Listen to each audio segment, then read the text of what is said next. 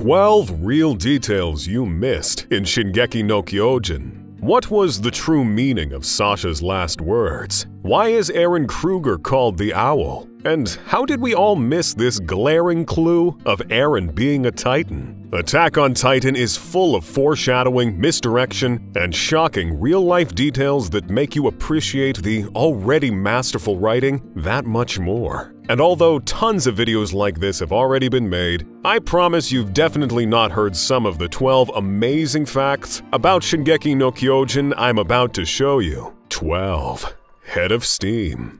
Now, if you paid close attention in episode 1 of the show, you'll notice that Eren's dream contained actual visions of things that would happen later in the episode, like his mom being eaten by Dina Fritz. That's only enough to let you know that something's up with this guy. But this classic throwing the secrets in our face type thing that Isayama does is turned up a notch when, after hitting and injuring his head on the floor during training, Eren's head starts to steam. It's something we all probably waved away as just a cartoon thing. But as we all know, nothing in Attack on Titan is just a cartoon thing.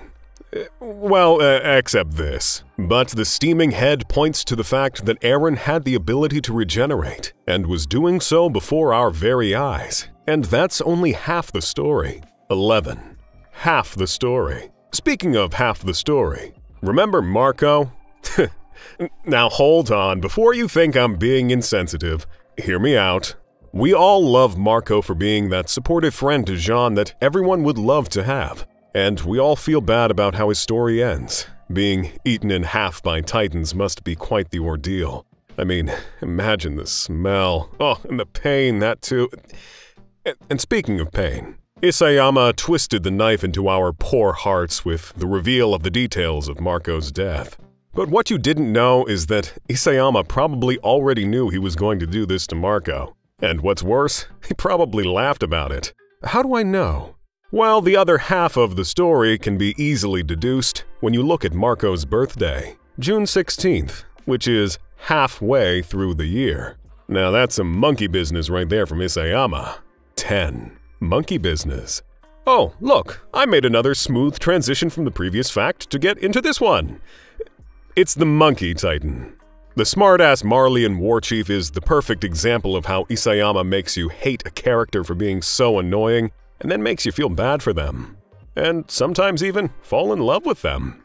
Well, anyways, the thing that gave us some compassion for Zeke was his backstory. Seeing him as a grown man, we could tell how broken he was, seeking validation for the absence of his father's love, and eventually breaking down when he got it from his father. All he wanted was to be a normal child, play catch with his dad, play with his monkey toy in his room, and grow— Wait a minute, is that Zeke holding a monkey doll, and are those fallen horses? That's right, just a quick symbolism of Zeke's future and a nod to one of the most iconic moments on the screen. 9. Better Call Saul. Speaking of iconic moments on the screen, Isayama is a big fan of some of the greatest shows of our era, like Game of Thrones and Breaking Bad. He's taken inspiration from both. While you could say he mimicked the controversial ending and divisive fanbase of Game of Thrones, Breaking Bad's presence in Shingeki no Kyojin is quite different, and I'll admit, unexpected. You see, the mindless Titans have a lot of mystery to them. From the fact that they can't speak, to the awkward expressions that they have, to the thing I absolutely hate most about them, the way some of them move. So, what better way to make a cameo for the iconic Saul Goodman from Breaking Bad and Better Call Saul than to insert him as a mindless Titan? 8. Dot Pixis. Another person who had the pleasure of appearing as a mindless Titan is the inspiration for Dot Pixis' character, Akiyama Yoshifuru. This guy. Yoshifuru was a general in the Japanese Imperial Army, and is considered the father of modern Japanese cavalry. So maybe Erwin's cavalry charge is a homage to his skills, too. Now, appearing as a Titan is not the only thing Isayama adopted from the real-life character. You see, Yoshifuru had a love for sake, and a reputation as a heavy drinker, just like Dot Pixis. And to me, his transformation into a mindless titan is perfect, because one of Isayama's inspirations for the mindless titans is an encounter with a drunken person who attacked him. He found it interesting that the problems he faced with this human being was just because he couldn't communicate. Communication is a core theme present throughout the entire show, as the different warring sides find it hard to sit down and actually talk. And so, perhaps it was fitting and inevitable that Dot Pixis represented that idea, and that he actually became a mindless titan while still taking a drop of alcohol. Very strong final moments, I say. 7. Meat? Pixis had a powerful final moment, but the details flew over your head. And it's the same thing with our very own potato girl, Sasha. In the scene where she died, Eren asks Connie what her final words were, and Connie says, "Niku." Now, Niku is Japanese for meat. However, there could also be something else going on here. In the coming episodes, we discover a man who knew how to cook and exposed Sasha to many cuisines beyond potatoes and meat. Kaya, Sasha's protege, believed that this man loved her, and he sure acted that way too. And what was this man's name? Niccolo. That's right, it's possible, and I personally believe, that Sasha was thinking of the love of her life in her last moments. But because of her reputation with meat and Connie's on-brand stupidity, the message was lost in translation. At least it had emotional value for her friends, and we the viewers still got to know the real thing. 6. The real thing. Right. So one thing that sticks out in the Attack on Titan world is the architecture. Specifically, the architecture of the walls of Parody. When talking about this, Hajime Isayama mentioned that the town where he grew up was surrounded by high mountain ranges that made it feel like walls, and that it kinda gave him the feeling of wanting to leave that place and experience the world. Hearing this, what comes to your mind is Armin and Eren daydreaming of the ocean. However, the actual design of cities like Shiganshina is based on a real town in Germany.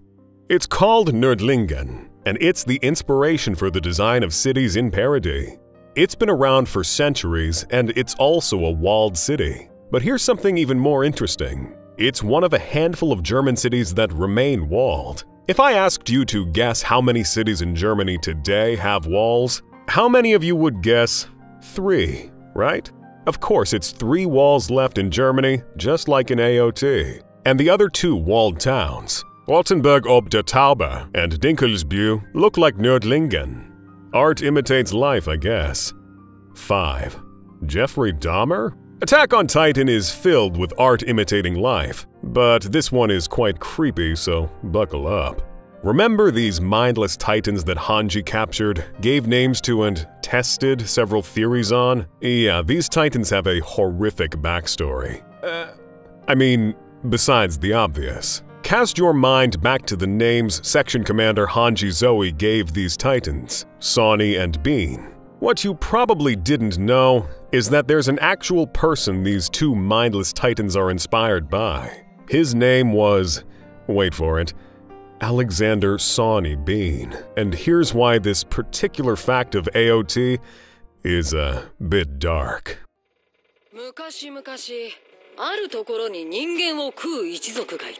Sawney Bean is said to be a Scotsman, heading a 45-member clan that lived in a cave and ambushed travelers to rob and eat them. Hanji herself tells this story before naming the cannibals. But that's not all. When Hanji began her story, some scouts in the background mention that she's done this naming ceremony before, and mentions the names she gave the previous mindless titans to be Chikatilo and Albert. These are the names of serial killers and cannibals Andre Chikatilo and Albert Fish. What do you think she'd have named the next one? Jeffrey Dahmer? 4. Bertolt's sleeping style. Cannibal serial killers are not the only thing Hajime Isayama reads about in his spare time. Apparently, he's also fascinated with tarot cards. How am I so sure, you ask? Well, remember this guy? That's right, Bertolt. One of the most prominent things his classmates in the 104th Cadet Corps mentioned about him was his weird sleeping styles and how they used them to predict the weather.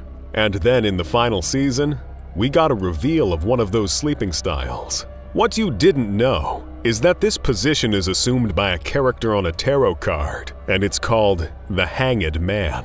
Hands at the back, crossed legs, the Hanged Man is the same in every single variation. The imagery depicts a type of punishment, once common to traitors in Italy. However, the solemn expression on the man's face means that he is in the position of his own accord. In other words, it's self-sacrifice. He's punishing himself out of guilt. And in the scene where we see Bertolt in this position, he's unsurprisingly talking about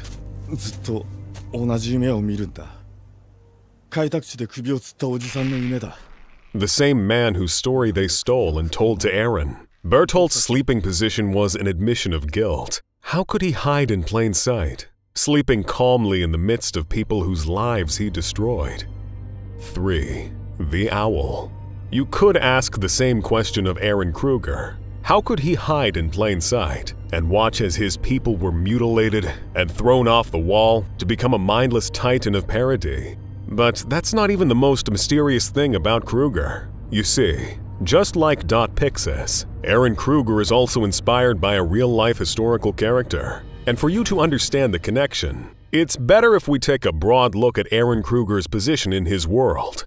After King Fritz decided to end the reign of Titans and move to parody, the established order fell. That is, the once great Eldian Empire and its people became oppressed and exploited wherever they were. And Marley became the new established order, or power. In response to this, a restorationist movement arose that tried to bring the Eldian Empire back to its old glory. In other words, a rebellion against the rebellion towards the Eldian Empire. The man behind this restorationist movement is Eren Kruger, but he's only known to members as the Owl. Also remarkable is the fact that there was someone called the Owl who actually existed. And what's more, he existed during the French Revolution. The revolution overthrew the French monarchy.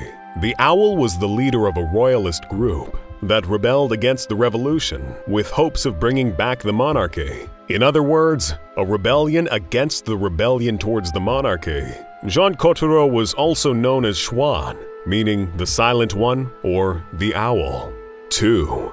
Jaeger-Grice connection. Eren Kruger was so quiet that even Grice, who introduced Grisha Jaeger to the Restorationist movement, did not know who the Owl was. Speaking of Grice, did you guys notice how every Jaeger had a Grice? It might have flown under your radar, but it's true. First, there's the original Grice we just talked about. As a restorationist, Grice got his family implicated, and his nephews Colt and Falco would become warrior candidates. Colt would become next in line to inherit the Beast Titan from Zeke Jaeger, and as such, be under his wing. Meanwhile, his younger brother Falco was training to inherit the Armored Titan. It was during this time that Eren came on the scene in Marley as an undercover war veteran, and it was during this period that Falco would help Eren send letters to his comrades. Thus, at the end of the day, every Jaeger man we met in the story had a Grice man by his side at some point in their lives.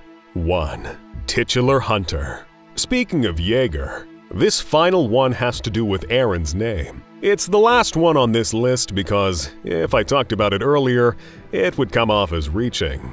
However, since I've talked about several other hidden details inspired by real-life events and people, it's painfully clear that the creator of Attack on Titan, Hajime Isayama, is a wide reader. Now, back to the meaning of Eren Jaeger's name. Eren is a Turkish word, meaning titular, and Jaeger is a German word meaning hunter. Put together, Eren Jaeger translates literally to titular hunter, and probably points to the fact that out of all the hunters or scouts or titans, Eren is the subject of the show. Ergo, Shingeki no Kyojin translates to the Attack Titan. However, Jaeger has a particularly interesting history as a name. One of the most popular people that actually bore that name was a man called August Johannes Jaeger, friend and publisher of legendary music composer Edward Elgar. Edward Elgar composed an orchestral work in the 19th century called the Enigma Variations.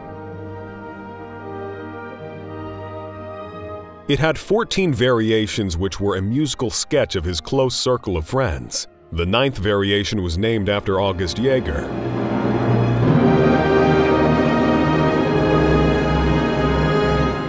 But instead of Jaeger, it was called Nimrod. Why? Well, Nimrod is a biblical character described in the Bible as being a great hunter. And it's the same reason Bugs from the Bugs Bunny cartoon first called Elmer Fudd a Nimrod. Although the meaning got lost in translation to mean stupid, Nimrod being called a great hunter in the Bible alludes to the fact that he might have been a conqueror, the likes of Julius Caesars, Genghis Khans, and Alexander the Greats of the world, just like Eren himself would later become. Like I said at the beginning, this might just be me reaching, but I personally wouldn't put it past Isayama. Oh, and by the way, August Jaeger's family would later change their name to Hunter.